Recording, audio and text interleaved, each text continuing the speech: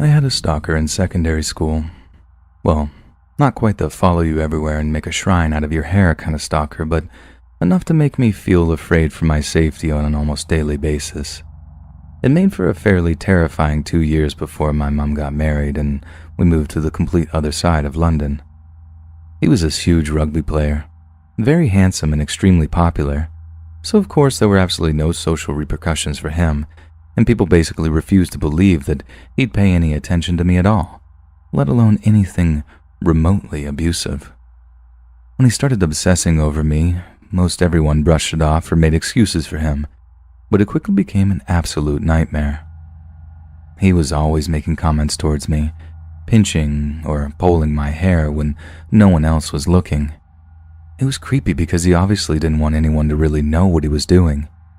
He knew it was disturbed, and he knew it would make him look bad if it all came to light. Sometimes he'd say things like, "I can smell you.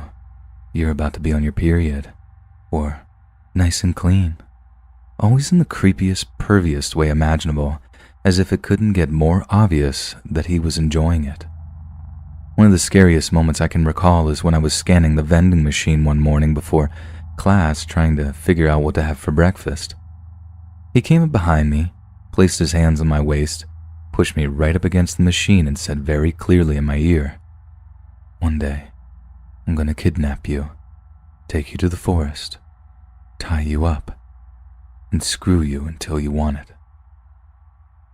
That was 3 weeks before our move date, and the only thing that stopped me from going to the head teacher was the fact that it wouldn't be long until I never had to deal with this guy ever again. But I now know that that was the complete wrong approach. Even if you manage to escape someone like that, they just pick a new victim, and another, and another. They only stop victimizing women when they're actually confronted by authority figures, and even then they might be psycho enough to just carry on. So please, if anything like this happens to you, report it to the relevant authorities. Even school staff take stuff like that really, really seriously and won't hesitate to get the police involved if they think that's the right course of action. Back when I was leaving elementary school and entering junior high, some friends, I was 10 to 11 years old, and I decided to make a Ouija board and try to summon some spirits. We did it at school and everything went smoothly. Honestly, it was rather fun than scary, and we only made a few questions until we got bored and went home. Back at home, I wanted to do it myself. I spent almost 10 years in the Catholic school, so this was a taboo topic for me, and I started to talk to a spirit of an alleged kid that had passed away, very young. I have to admit that the experiences were quite exciting, and at this point, some mild paranormal events began to happen. First, I'd listened to a child's voice calling out my name. I also sensed him touching me while I was sleeping and saw a few shadows that I thought belonged to this kid. I honestly wasn't afraid of this, so I just enjoyed the experience. Until I messed things up. One day I was trying to summon the spirit of someone that had passed away at my house. It was a rental or nearby, and somehow I reached the spirit of a woman that warned me to leave her alone. Being a stupid 11-year-old, I didn't listen, so I kept insisting until she, apparently upset, closed the session and told me I was going to suffer the consequences. And then it all began. First there were shadows, but not the ones I saw before. These were bigger, scarier, and appeared more often than before. Also, the whole energy felt heavier than before. Then more noises began to appear. I could hear someone scratching my pillow every night, and one time my bed even shook, slightly, but it did shake. The paranormal phenomenon increased slowly. Soon after that, I actually began to see the woman. The time I remember the best is when I was passing in front of my sister's room and saw a woman undressing in front of the mirror. My first thought, stupidly because my sister was 6 years old, was that it was her. So I jumped into her room to jokingly scare her. Well, the scared one was me because that room was completely empty. I experienced a lot of things in this time. The ones I remember the most are when I saw a woman walking in my mom's room when she was so tall she reached the ceiling, I never saw her face, but only the back of her head, and she had really long black hair. Also, one time I woke up and I saw a huge shadow right above me which slowly disappeared. Another time I woke up because I was hearing a child screaming in a very horrible way, and I realized I had sleeping paralysis. I might write about this later in another post because I've had several experiences. I tried to fight it back and I began to hear a woman's laugh. This lasted a few minutes until I could move again, and the last one that really affected me was when I was home alone at night and I saw how my room's door started to move as if though someone was trying to enter. Also, the knob was moving back and forth. This happened a lot and only stopped when my mom came back. It was quite frustrating because no one believed me, and at first only happened to me, but after a while the maids told me that they also saw the woman, and they actually did it without having to tell them first. And my mom had to admit something was going on when she saw the TV cord rise, as if though someone was pulling it, and then get disconnected. This eventually stopped. After a while, I wasn't afraid anymore, so I think maybe it found it boring. And the less afraid I was, the events became rarer and rarer, until I moved to another city, and then everything stopped for good. The moral of this fable is, never ever try to summon spirits with a Ouija board or by any means at all. You might be able to describe 17-year-old David Faraday as the all-American boy. David was clean-cut, a good student, and a member of the Boy Scouts of America.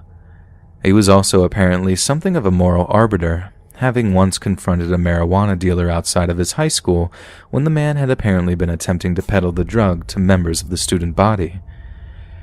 After threatening to inform the police, the dealer was said to never have hung around the high school again. And although by today's standards we might consider this to be so-called snitch behavior, David was clearly simply trying to protect his fellow students from something he was concerned would affect their academic performance. He was a good person, with a good heart, and almost all of what he did came from a place of love. But like many boys his age, David found himself increasingly interested in the opposite gender, and there was one particular young lady that caught his attention over all others. Betty Lou Jensen was 16, a year younger than David, but she was incredibly popular, and her reputation as a charming, well-mannered young lady preceded her. She was also a very talented artist who took a great deal of interest in all things creative. It was at a local youth function that David got the chance to talk to Betty Lou, and his affection for her seemed to be entirely reciprocated. Betty Lou shared a great deal with him and even invited him to visit her after school so that he could walk her home. After a few weeks of wholesome teenage dating, something of a relationship began to blossom between the two bright-eyed young people. But all was not entirely well, as there was another boy who had his eye on Betty Lou, one who was not about to let David have her all to himself. He squared up to David when the young man was waiting outside of Betty Lou's high school, and although the confrontation didn't become physical, some pretty harsh insults were exchanged, and David was warned to stay away from his new girlfriend. Other boys might have been deterred by such a display of possessiveness and aggression, but not David. He was determined to secure his place as the only boy in Betty Lou's life, and so one afternoon on their way home from school, David asked Betty if she'd like to go on a date with him, their first date, and to his absolute elation, Betty Lou said yes. David racked his brain for a solid first date idea, and given that it was late December, decided that a great way to capture that festive romantic spirit would be to take Betty Lou to a local Christmas event. And being the gentleman that he was, he made a promise to her parents to have her back home by 11 p.m. at the very latest. Rumor has it that David and Betty were planning on attending the Christmas-themed party with a few other local high school students.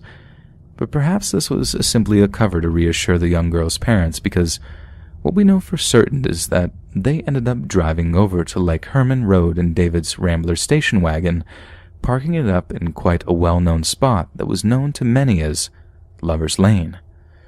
The whole appeal of the spot near Lake Herman is that it was quiet and unfrequented by members of the public, hence why young couples might use it to gain some privacy for certain unsavory activities.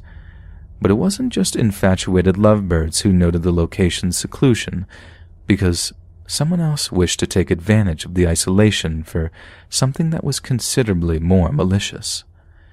At some point during their stay up on Lover's Lane, David and Betty Lou noticed another car pull into the spot, one that parked up alongside them before turning its lights off.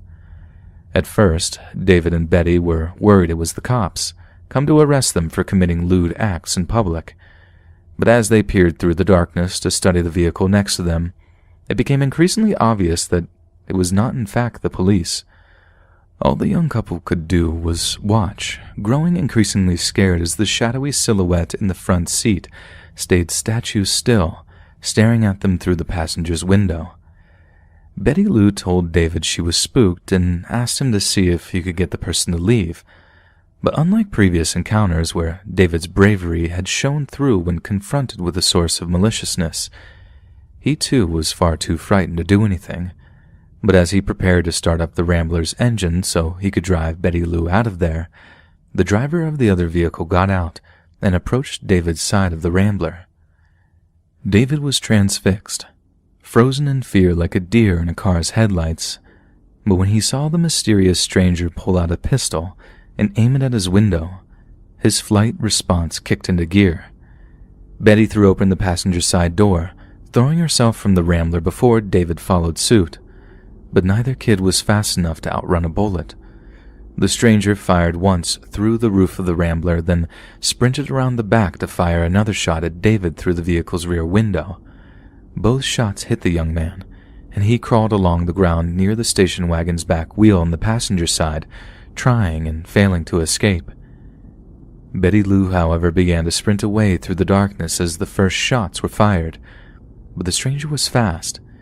He took aim and fired 5 shots at the right side of her back, each bullet striking her torso before she fell. As she lay dying in the darkness, the killer turned his attentions back to David, pointing the pistol towards his head and pulling the trigger one last time, sending a bullet crashing into his skull just behind his left ear. Apparently, the killer then simply got back into his car and drove away into the night. Sometime later, someone who drove past the spot on Lover's Lane must have seen the bodies lying in the dirt, and then rushed to call the police. David was still breathing when they arrived on the scene, but was completely unresponsive, and was dead on arrival when he was finally taken to a nearby hospital for treatment. The double homicide stunned and horrified the local community, and rumors abounded that there was a crazed, firearm-wielding madman on the loose, with it only being a matter of time before they struck again. One of the first people contacted by the police as a potential suspect in the murders was the young man who had confronted David as a result of his own jealousies over his and Betty Lou's blossoming relationship. But it was discovered that this young man had a strong alibi for his whereabouts, meaning there was no way he could have been the mysterious bloodthirsty stranger who pulled into Lover's Lane that night. As the summer of 1969 drew to a close, journalists and law enforcement alike wondered if the teenage lover's killer would ever be found, but little did they know that the nightmare had just began, and what would follow would continue to baffle all those involved for decades to come. Because the man who took David and Betty Lou's lives that evening, the man who relentlessly fired bullet after bullet into the Rambler station wagon, would come to be known by a name that would echo through the annals of true crime all over the world: the Zodiac. Zodiac's identity remains a complete mystery even to this day. The killer's nickname originated from a series of taunting letters and cards sent to the San Francisco Bay Area press.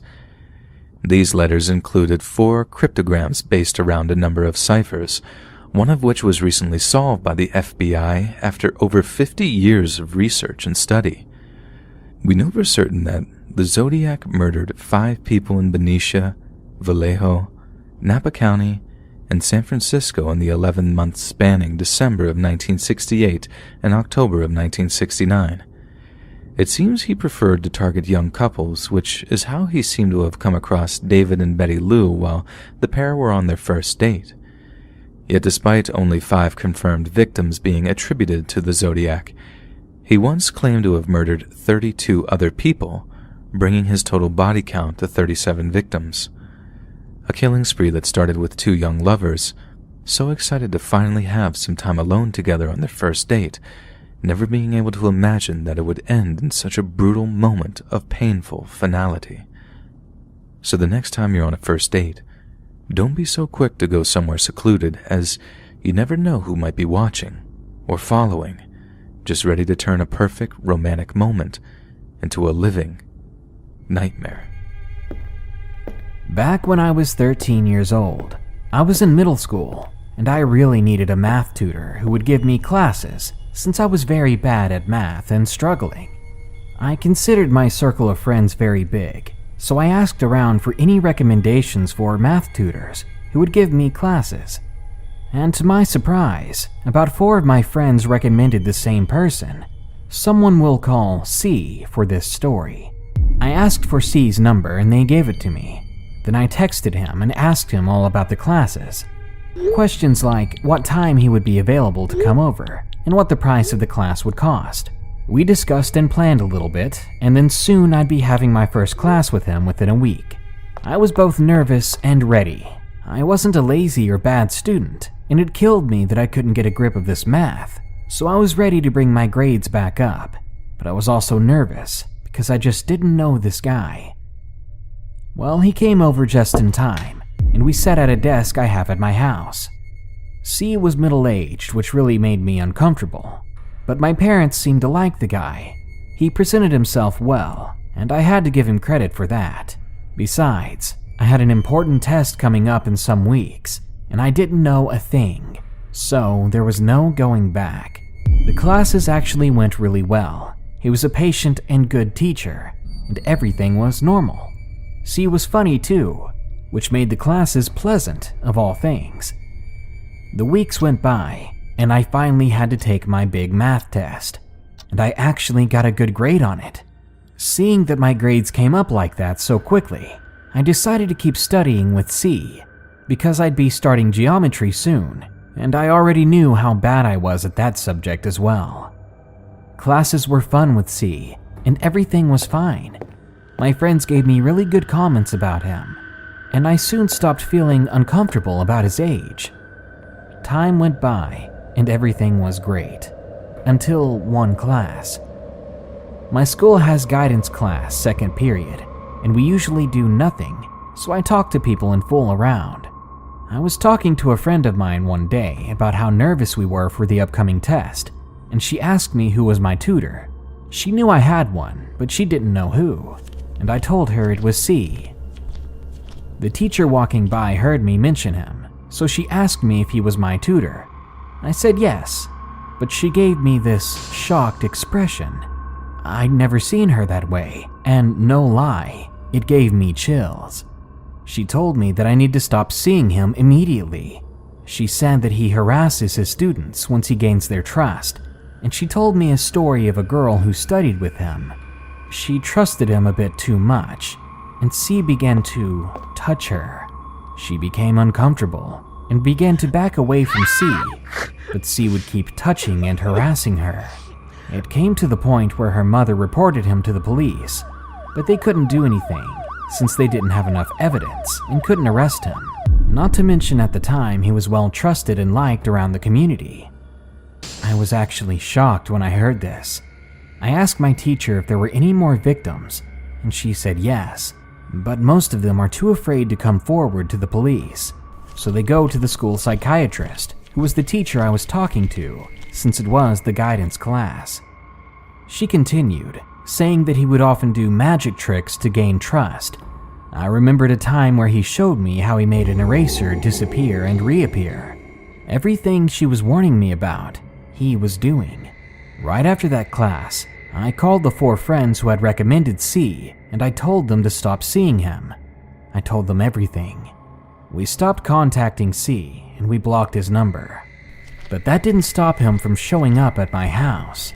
He stopped by one day, asking my parents if I still needed help, and by then I told my parents everything. They told him to leave and to never come back, but I'll never forget the look he gave me as I watched from the living room. Even after hearing the bad news that I would no longer need a mentor and that we knew about his terrible past, he stood there with a smile, baring his teeth at me. He stared straight into my eyes, and it's almost like he was telling me that this wasn't the last I would see of him. I had nightmares after that. To this day, I'm scared to get another tutor for any classes. I'm very much in disbelief I was in a situation like that, and I'm thankful that one of my teachers knew about C. I don't want to know what C would have done to me if we spent more time together, and luckily, I haven't heard from him since.